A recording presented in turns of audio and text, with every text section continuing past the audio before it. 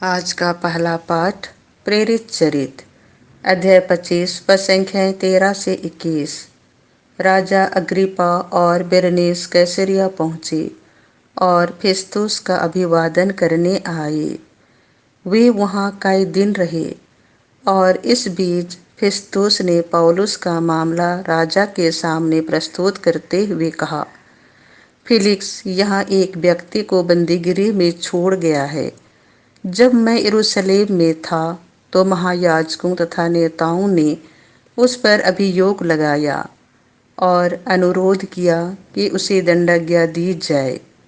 मैंने उत्तर दिया, जब तक अभियुक्त को अभियोग्यों के आमने सामने ना खड़ा किया जाए और उसे अभियोग के विषय में सफाई देने का अवसर ना मिले, तब तक किसी को प्रश्न करने के लिए अभियुक्त को उसके हवाले करना रोमियों की प्रथा नहीं है।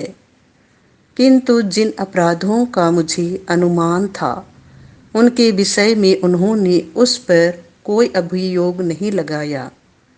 उन्हें केवल अपने धर्म से संबंधित कुछ बातों में उससे मतभेद था और ईसा नामक व्यक्ति के विषय में जो मर चुका है।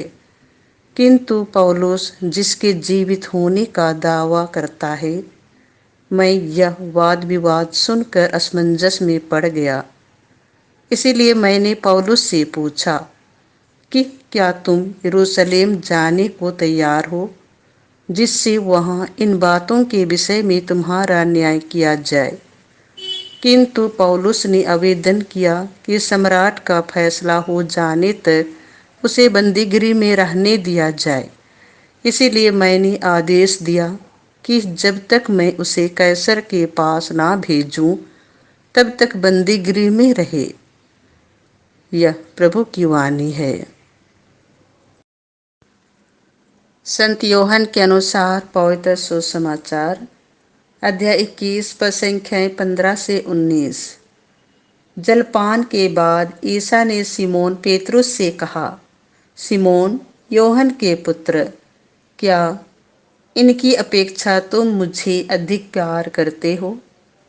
उसने उन्हें उत्तर दिया, जी हाँ प्रभु, आप जानते हैं कि मैं आपको प्यार करता हूँ। उन्होंने पेतरुस से कहा, मेरे मेमनों को चराओ।